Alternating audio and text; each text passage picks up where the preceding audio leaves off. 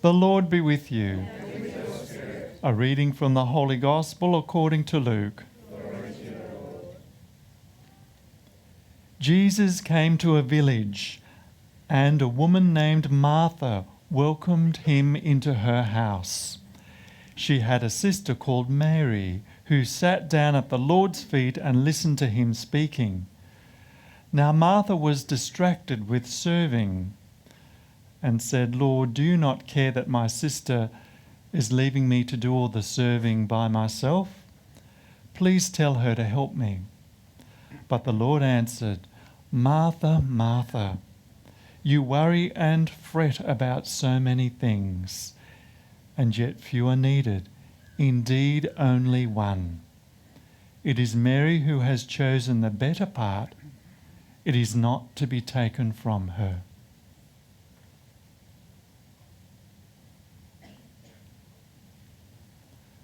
The Gospel of the Lord. Praise to you, Lord Jesus Christ.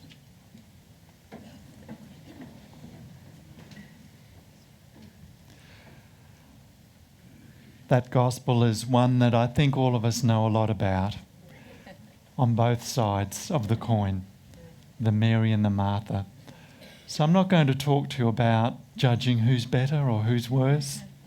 I mean, Jesus made the judgment on it, didn't he? So I don't need to make any more judgments on that. But it's a good one, isn't it? For me, it's always a leveller. It just comes at the right time in my life. How much time am I giving to God in my life? What's the quality of my time that I'm giving to the Lord?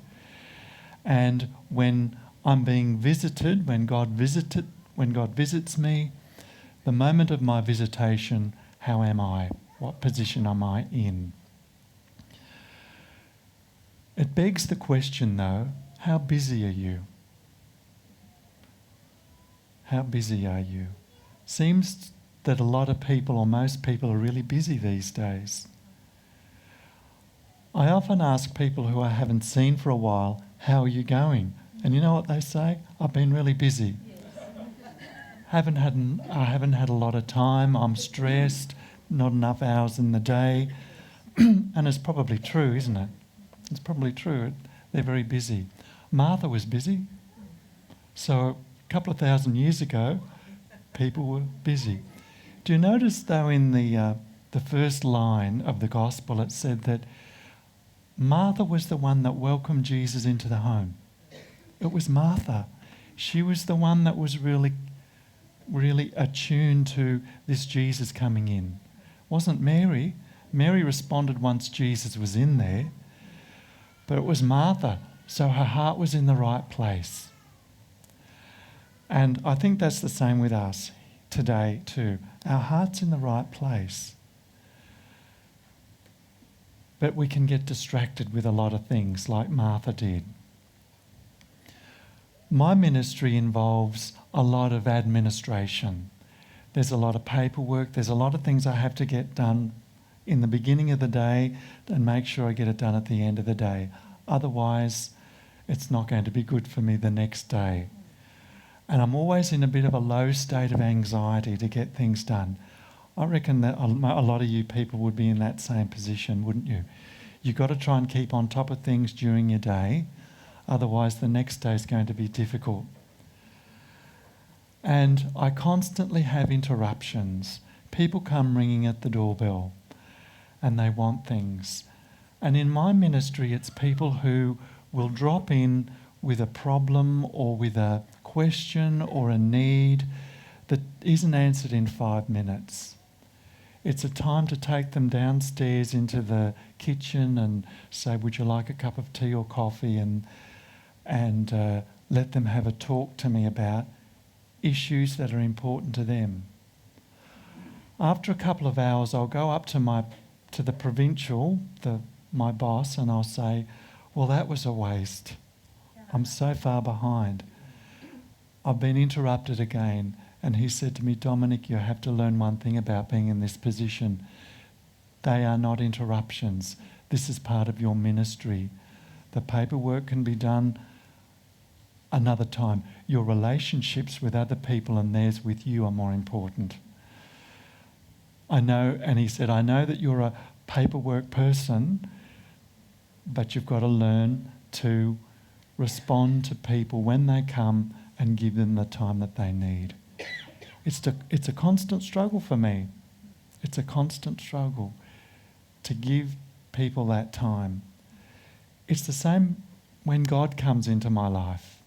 Like, I set aside times for my prayer, and that's really good, and you would too, and it's really effective, and it really gives me a lot of peace. But you know what it's like. God will come to you at times you don't expect. And what's your reaction? Do you say, oh, no, I'm a bit busy now, I can't deal with that, I'll have to shelve it for another time? It's good to be able to make time when God's ready, isn't it? Don't fit God into your schedule. Make God your schedule and fit everything else around it. You've heard that before. I know you've heard that before. But as I said, today's a good leveller. Today's a really good reminder of our priorities. And today's a priority too, and I compliment you all for being here. It's a Sunday morning, it's a beautiful day out there, and you're here at 9:15, and you're going to be here for a bit longer. So actually your morning is over, isn't it? And then you won't get home until the afternoon. I'm putting a negative thing onto it, but it's a positive, isn't it? It's a real grace and a blessing that you're here doing that. Why do you think you're here? Is it because it's coming from something you want to do? There's some of that in there. It's God working in your life and your response to that. If you step out first, God will meet you there. When you woke up this morning, you might not have felt like getting up out of bed. I'll give it a miss this week. I'll just ring them and say, look, I can't be here. But you didn't do it. You're here this morning. You're like Mary in the story. You sat at the feet of Jesus and you said, well, Lord, where are you directing me today? Please don't undervalue what you're doing this morning. That's a key thing in this gospel. That Jesus is trying to say, one thing is the important thing. What's the one thing? Listening to where God is moving in your life, in your heart, and responding. That's the one thing. And that's what you're doing this morning. So I want you to give yourself a pat on the back this morning, because today is significant. Today is about your relationship with God and God's relationship with you. And I want you to sit here this morning and enjoy that. Really important. Do we do that a lot? Do you do that? Do you often sit down and say, oh, well done? No, you don't do it. Because we think it's pride and it's whatever we name it as. Okay. It can go that way if we let it. And we always go back to how God would be reacting to you today. What do you think? Where would God be in your life right now? It's good to really just focus on that. You know where you are. Where is God? In all the busyness of life, I've never heard anyone say it towards the end of their life, I wish I spent more time at the office getting all my jobs done. I wish I spent more time doing the housework. I've never heard anyone say that. The thing that I've heard people say towards the end of life is this: I wish I'd have spent more time on my relationships. What's your primary relationship? You and Jesus. Okay? Don't get to that end of life thing and say something like that. But more importantly, enjoy the relationship you have with your God today, right now.